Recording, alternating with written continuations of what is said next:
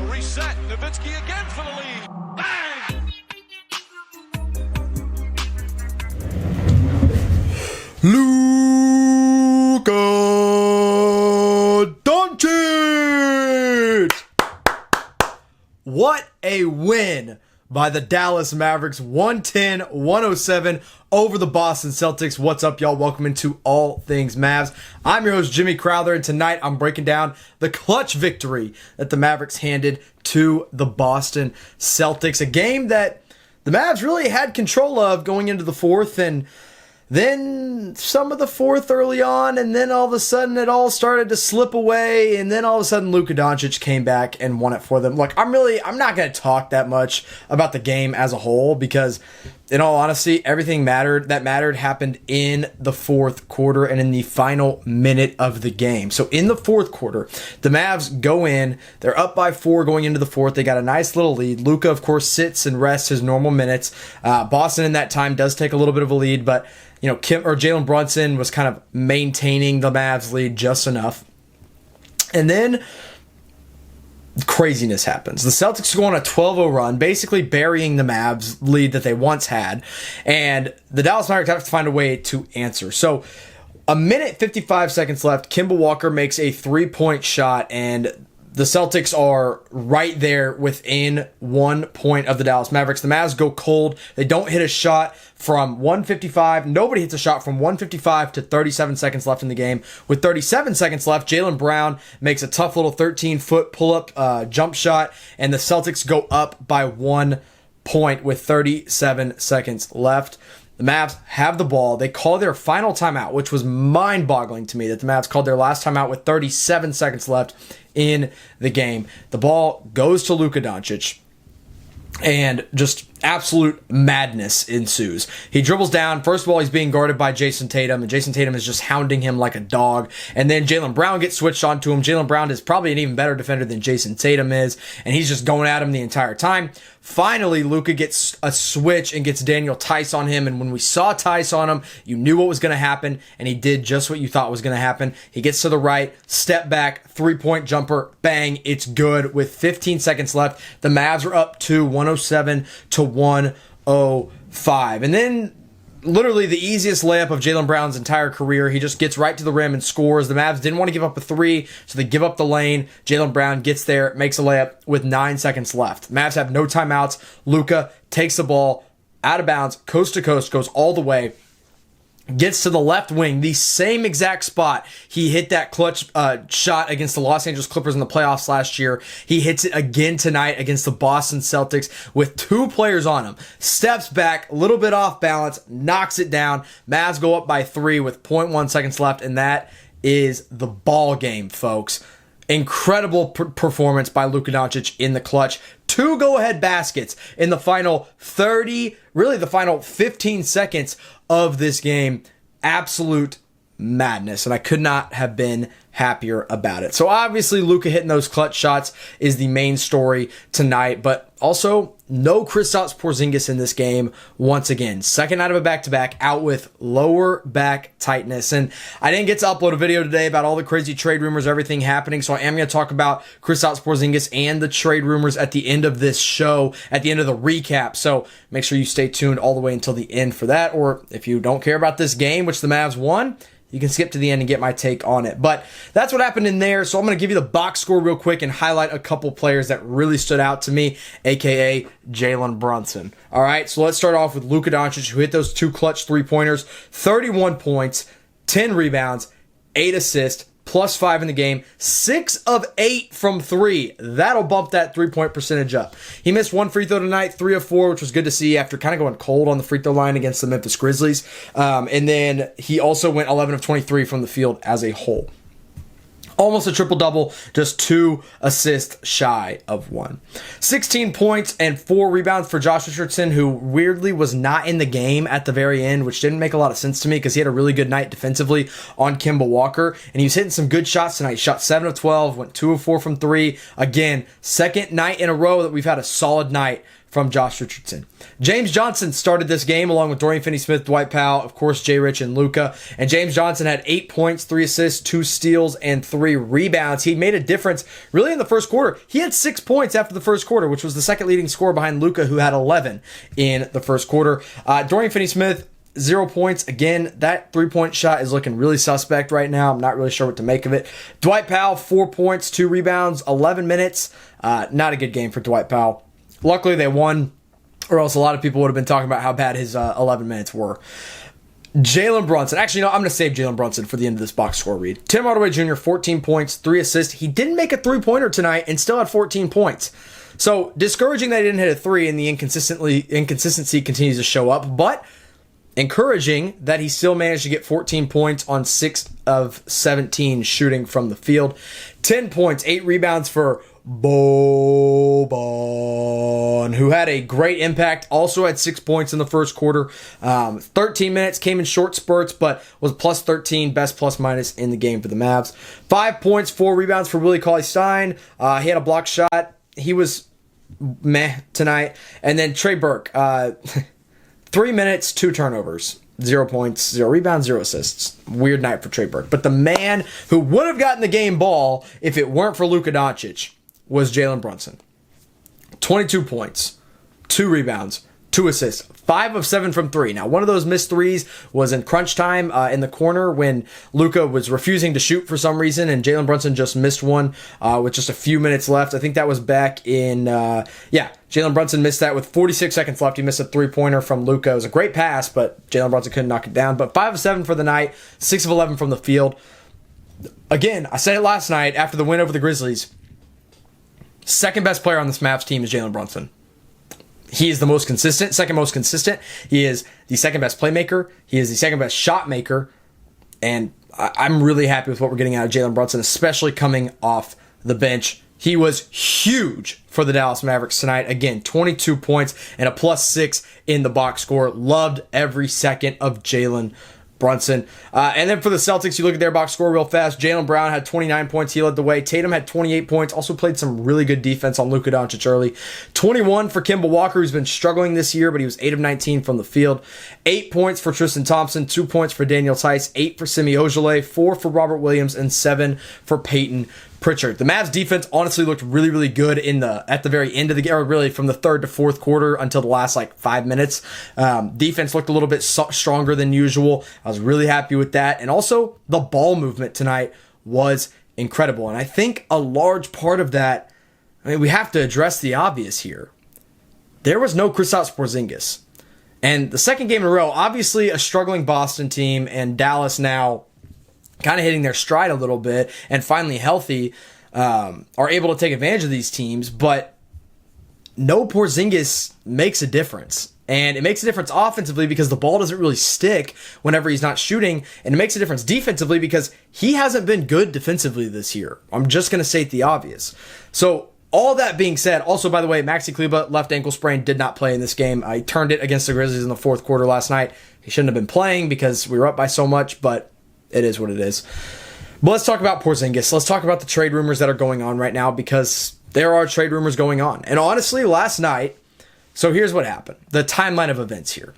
He sits out against the Memphis Grizzlies on Monday night. First night of a back-to-back, lower back tightness. You're like, all right, he's probably just resting, and it is what it is. But after the game, Bleacher Report comes out with an article. Jake Fisher comes out with an article that says the Mavs have gauged trade interest on Kristaps Porzingis. So, not saying that they're shopping him, but basically just saying that the Mavs have asked other teams about their interest in Kristaps Porzingis. Now, Mark Cuban came out and denied this very heavily, but then another report came out, and this was from Ian Begley of, I think, the New York Times or ESPN New York, I don't know, whatever it is. And he said that the Mavs and the Warriors specifically have had conversations about Kristaps Porzingis. Now, before I go any further, again, this was denied by Cuban. This was also denied by Rick Carlisle before the game, that they are not shopping Porzingis. And I will say, I usually do not trust any report about the Dallas Mavericks unless it comes from Mark Stein, Tim McMahon, of course Adrian Wojnarowski, Brad Townsend, or Shams Charania. Also, Tim Cato's had some good stuff from The Athletic as well. But really, those are the 5 to 6 main guys. And me, of course. If I ever report anything, you better trust it, because I usually don't report things. But if I do, you should trust it. Those are the guys that you trust with Mavs news. This random Bleacher Report guy, I don't really trust it. Ian Begley, who's from New York, who probably doesn't really like Porzingis that much anyway, I don't really trust it. But my eyebrows started to raise and my nose kind of went up in the air when all of a sudden Porzingis is out for the second night in a row after having 8 days off with lower back tightness or stiffness, whatever you want to call it.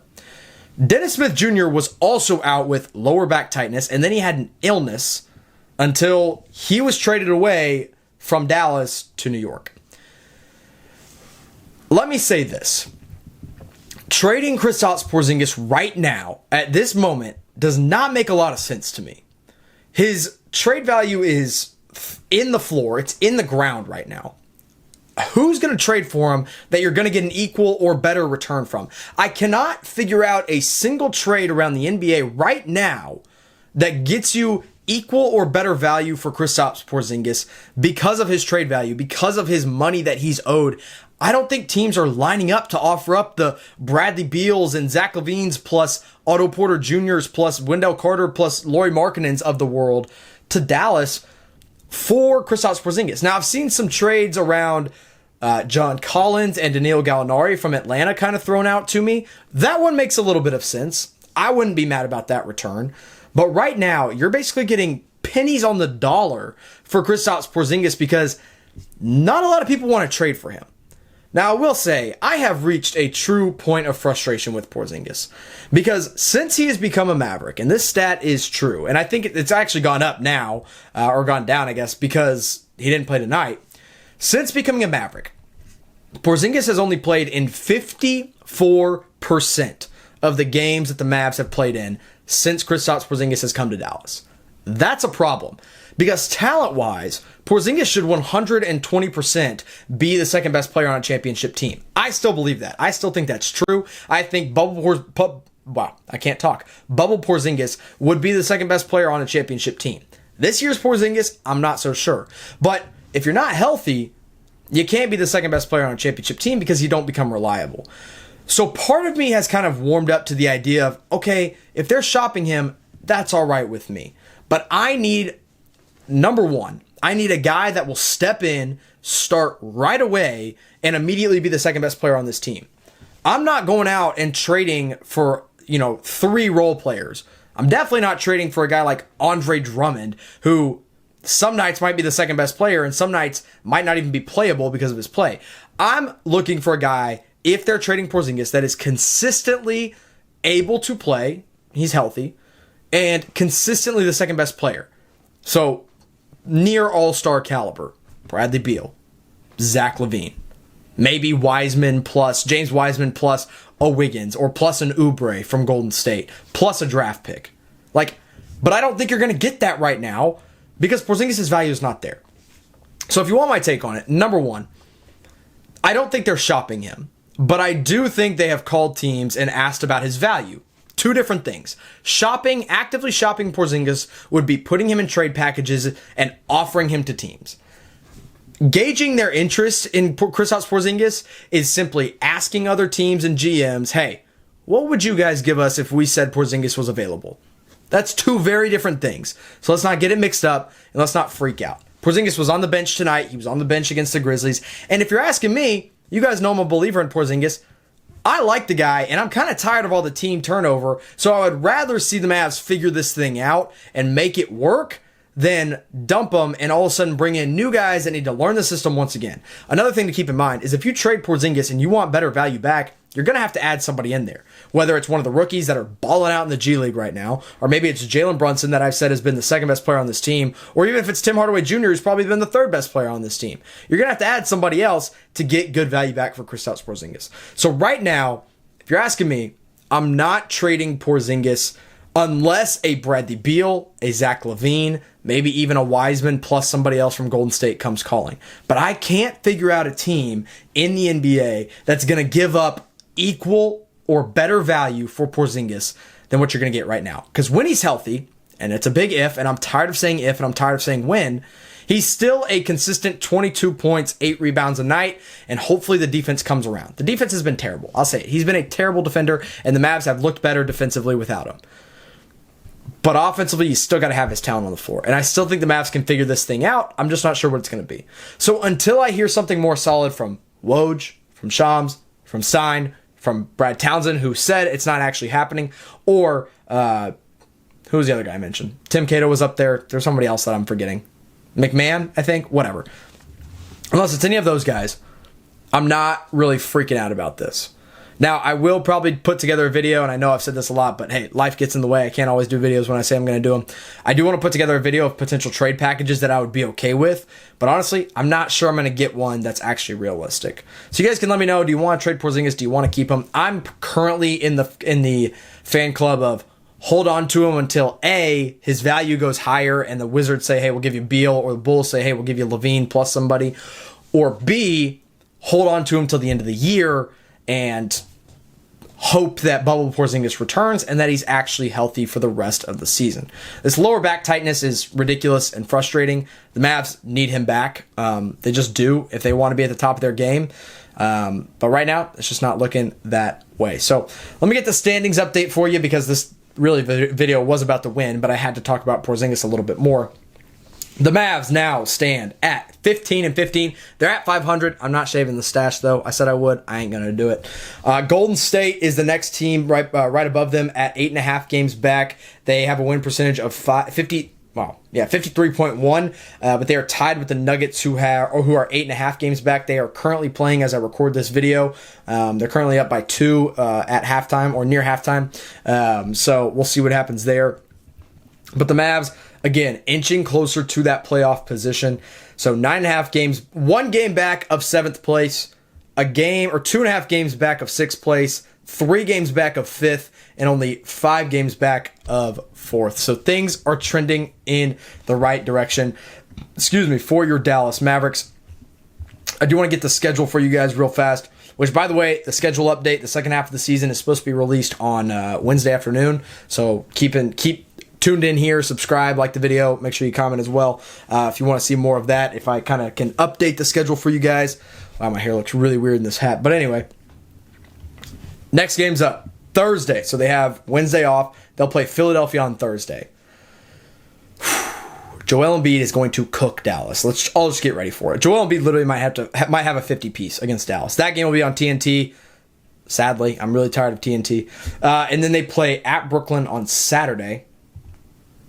That's tough back-to-back. But then they get Orlando and Oklahoma City. It's not back-to-back games, but I just mean back-to-back competition. So Thursday, February 25th, they play at Philly. Saturday, February 27th, they play at Brooklyn.